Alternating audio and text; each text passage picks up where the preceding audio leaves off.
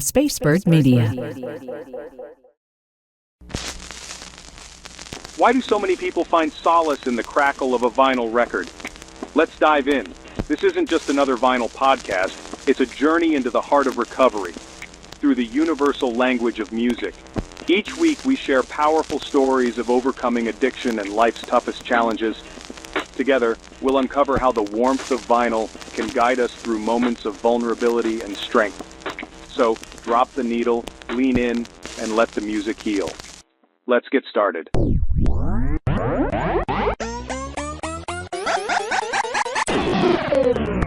This is Records in Recovery.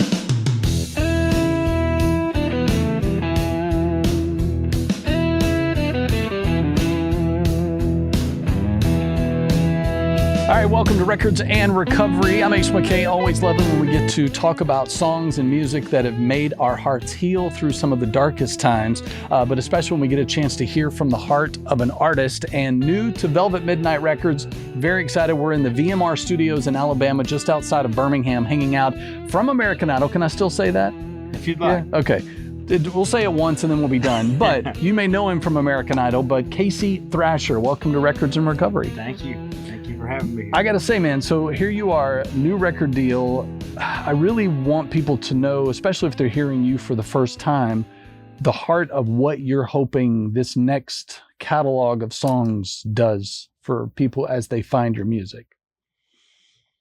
Well, first of all, thanks for having me here. Always. I was signed to Universal for a short time after American Idol. Everyone signs as if they're the winner. Right. And then everybody who's not the winner gets cut. And that was a huge opportunity to get a little bit of a taste of the way things work at a label and then come back and try to carve it out independently. But I never thought that there would be a day that I would come back and try a label approach again until I found out about you guys and we came together. I think it's going to be a great thing. And in my personal life, to answer the other part of your question, I went through an unthinkable tragedy a couple years ago in my family. And I had already been feeling pulled towards Christian music. Yep. Like I started out in church. It's the heart and soul of what I did. And I always tried to hide a little message of hope or a little message of God in my country music. Mm-hmm. But it just became overwhelming and just convicting to stop doing what I was doing and give my voice back to the Lord. And through the tragedy that my family went through that will come out in the wash later, I was able to find my voice and find my purpose, I feel like, and wrote some really amazing, I say I downloaded them, like I downloaded some beautiful Christian songs. I'm still a rocker a little bit. I'm still me, but to get in that Christian space and just be able to freely do what I do and it be a message of hope to others who may be hurting or things that I've gone through or worse, that's what I want to spend the rest of my life doing. And I'm hoping and praying that with Velvet Midnight, we go and conquer the world, I guess you could say, but we go and get our message and our voice out to as many people as humanly possible, share the music, share the songs, share the story, the testimony, and be able to do what I've really always wanted to do, which is give back. And you can't, like my grandma used to say, you can't pour from an empty cup. Right. So go get all I can get for us together to go get all we can get and then give a significant amount back to the greater good. Yeah. It's great. Well, and what I love too, Velvet Midnight has a network of studios around the globe. So if you are a budding artist and you're wanting to record, you don't always have to go to major cities like Nashville, LA. You can really find that and connect. And then who knows, it could lead to a record deal. You never know what could happen, but it allows for studios and artists to really create. What would you say to that budding artist as far as when it comes to songwriting, where all of that starts? Well, for me, just the fact that I'm here, it says a lot about your guys' approach and strategy at Velvet Midnight. Because for another artist like me, who is, as you called it, budding, somebody that's just almost there, they're just almost there. there's generally two ways to go about it, and that's to try and pursue a major label deal with a major label, or to just do it independently, completely on your own, which is what 99% of artists do. They record their own music, upload it, release it, put it out. And that only works as far as your following is strong. Yeah. So if you only have, a certain amount of engaged followers, there's possibility for a little bit of new reach, but you really got to put a machine around it. Yeah. And Velvet Midnight is doing kind of a creative hybrid option, I would call it, in the space that they exist in that it's kind of the best of both worlds. It's kind of the best of the independent world and best of the label world, where the artist stays in charge. Yeah. Because that's one of the things that's huge with a major deal is, you could go get a great big record deal or a big deal from a big label. And I'm not condescending that approach. I'm just trying to speak truthfully. But when you do that, you lose creative control. Mm-hmm.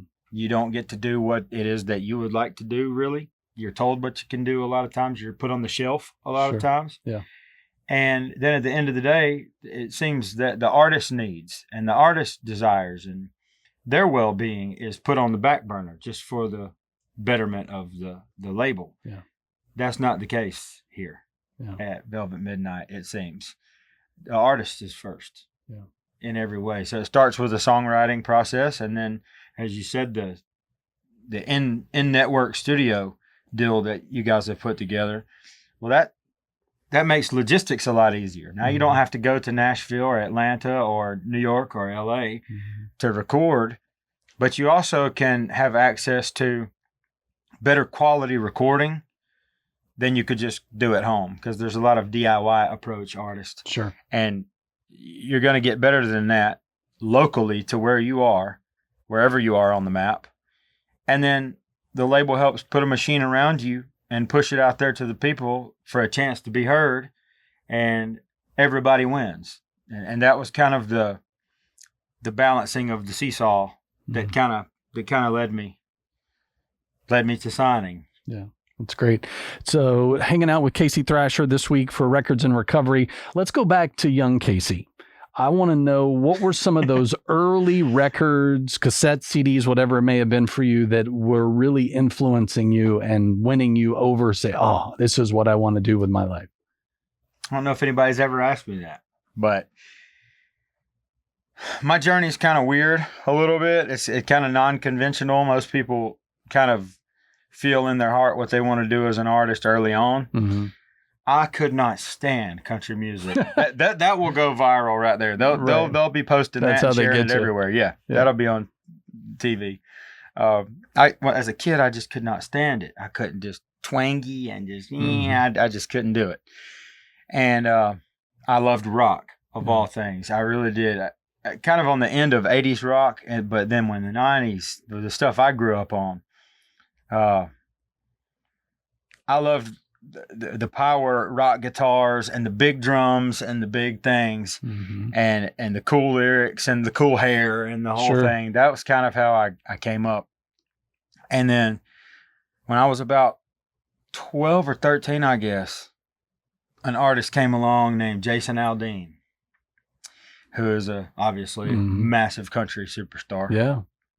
And Jason blended and fused. I'm like riding on the school bus to school with my old CD player. You remember that? Jason fused and blended the lyrics that I was living and like the area I was in my life with the sound of those rock guitars and those big drums, and somehow made it country. Right. And he hooked me on country music, but I was always like kind of more resonant with the rock side of country, little bit more stuff like that. And then, thank God, I never knew what the plan was, or that I would ever be pulling this stuff back out of my pocket. But I also grew up in church, and I loved Mercy Me, and I loved Casting Crowns, and I loved Jeremy Camp. And I'm trying to think, there's a list a mile long. Even back to the early days, like For Him and some of the Need to Breathe, some of these guys that were just fusing this church, gospel, contemporary Christian sound, or lyrics rather, with the sound of rock that I love. Mm-hmm. And when I would say like where I'm going to be is kind of like Skillet rock, that rock, minus one or two. Right. Like I'm not that going to be in that much of a rock space, but not as clean and praise and worship subgenre as some of the others I just named. But throughout the tragedies that my family have gone through, I just found myself, those moments when you're just gutted. Yeah. And it's like, where do I go at? And God does that sometimes. Yeah. He puts you in those positions to where all you have is Him. Yeah. And that's, I don't want to misquote the Bible, but there's a verse, something about raise a child up in the way they should go, so that when they grow old, they will not depart from it. Yeah. And no matter how far I drifted off course, when something came along and really gut punched me, I went back to that small child on the school bus listening to I Can Only Imagine. Who Am I? Yeah. Washed by the Water. Some of those early, just what's the one? My Savior, My God, Aaron Shust. Some of that stuff, and that was really able to help me survive. Survive. So now that I've survived and then overcome some tragedy, I'm ready to join the ranks and be amongst those guys. Yeah. Yeah. That makes sense. No, 100%. Talking with Casey Thrasher from for this week's Records and Recovery, I know that, previous alum from Idol. So, obviously Mandisa, rest in peace, amazing. Danny Goki, Colton Dixon, even Colton's in that sphere. And what I love is to even say Christian artist or Christian music, it means so much. Like, it's not just a genre. It blankets over the heart of who you are, but then you have the freedom of expansion to be able to incorporate all those. Because again, like you said, Jason Aldean helping to shape a little bit of where country music is now. You get a chance to do that, as some of the other Idol contestants have been able to do that too, because not that that's a pressuresome item, but it's actually freeing. Yeah, it gives you that room to grow. It's actually the contrary. Like you're saying, it's actually freeing. It's not pressured at all. It's like a rocket ship, a chance to finally fly. And Colton Dixon and Mandisa. There was Jeremy Rosado. I remember him from earlier before me on American Idol. He's carved a cool path, and there's a lot of them. But I think even beyond American Idol, just America in general, the world in general, worldwide, it just seems to me people are just in desperate need and just craving the ability of something faith-based and something pure and real and nostalgic a little bit and old school and the way they know they were raised. Just something in this crazy world we're living in to just cling to. Yeah. And that's kind of the premise behind a lot of the songs that I've written. And I think you'll hear that in the production and the performances of them, is that they just resonate with you. If it's one of the days where you're just gutted and down and need a pick me up, well, I wanted to make a song for that. Yeah. And if it's one of the days where you're feeling like going to the gym and just ripping it alive and you're getting mad and wanting to inflict some pain on the devil today, I got little something for that. I love it. And if we're in just a heart of praise and worship and just gratitude, then I've got a little something for that. And just tried to dig deep and go to each area of my faith and pull any song that I could pull from it and track that. Yeah. Because chances are, if there's something I've gone through or something I've been feeling, there's millions out there that have done or felt the same. Yeah. And it certainly helped me going through some of the hardest times of my life with my daughter, with another family tragedy, with death and finances and all the things that we all struggle with, especially as men who can have a little bit rougher ride with mental health than women, because we always have to be tough. Yes, we do. And that's why that problem is there, I feel. But if this music and just digging into faith was able to help me, then I just can't reiterate that enough, Ace. The least I could do. Yeah. The least I could do is give it back. Yeah. And I think that's what we're all called to. I mean, the thing I think is what has made our friendship so great is we connected over our faith first, and then Exactly. our love of music, performing, writing, all of that just budded. But again, God orchestrates those people around you, which I would say is probably why you are at Velvet Midnight. The orchestration of how all of that has come It was all together. God. Yeah, it was him putting you in place while everything else was circling around you. Talk about the importance of that too, because not only from a business standpoint, but from a spiritual standpoint, it gives you more room to grow. For what?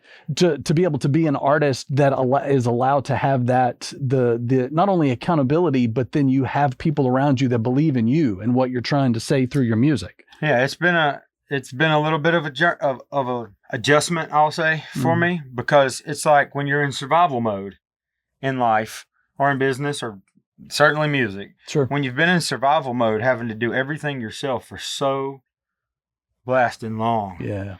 it can be a little hard to surrender Yeah. that those roles.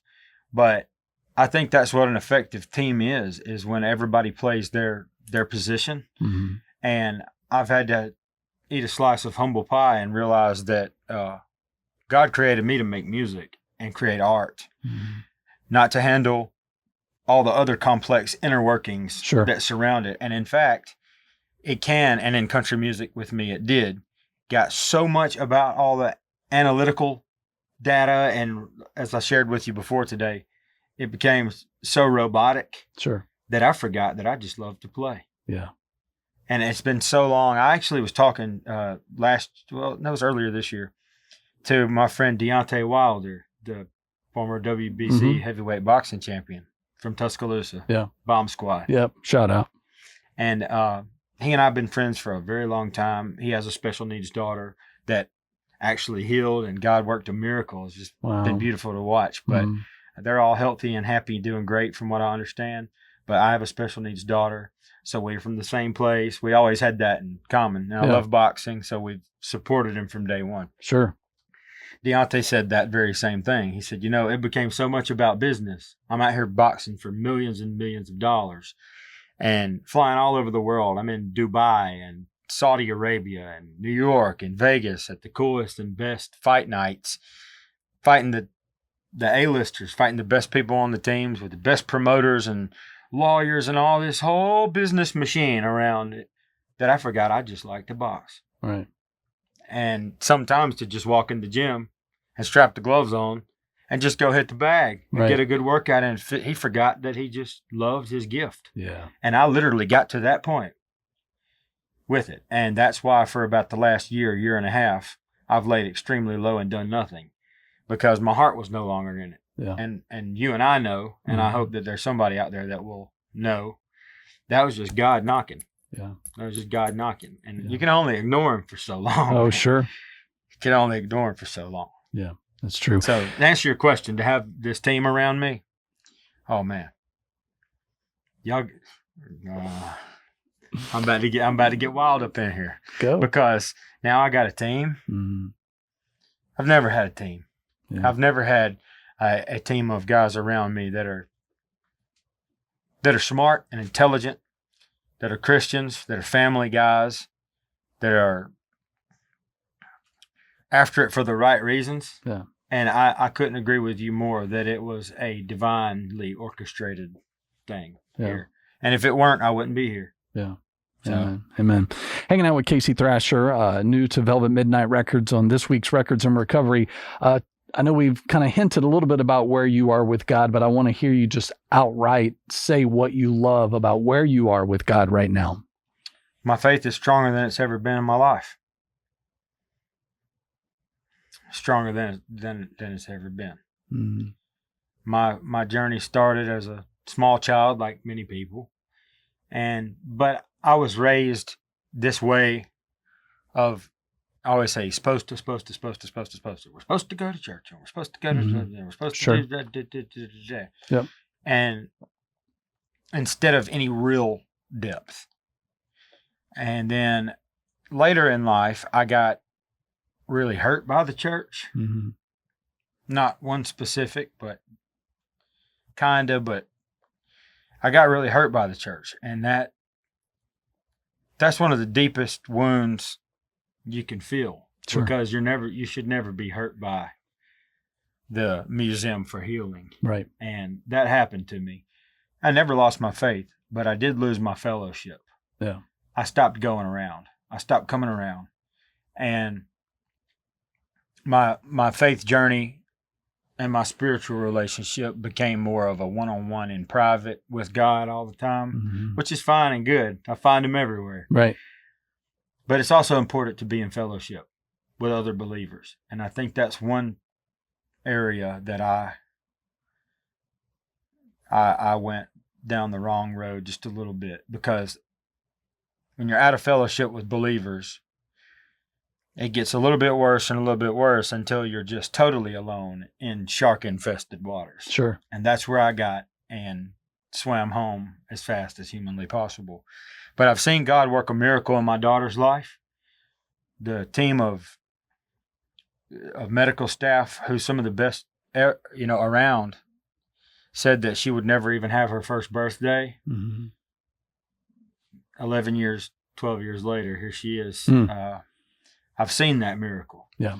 I've seen a friend who was so absolutely consumed by alcoholism that he was about to lose everything. When a rehab didn't work, when medicine didn't work, when the threat of losing your family didn't work, when nothing worked. Yeah. I watched from an outside the box view. I watched God perform an absolute miracle. I saw it with my eyes, bro. Yeah. And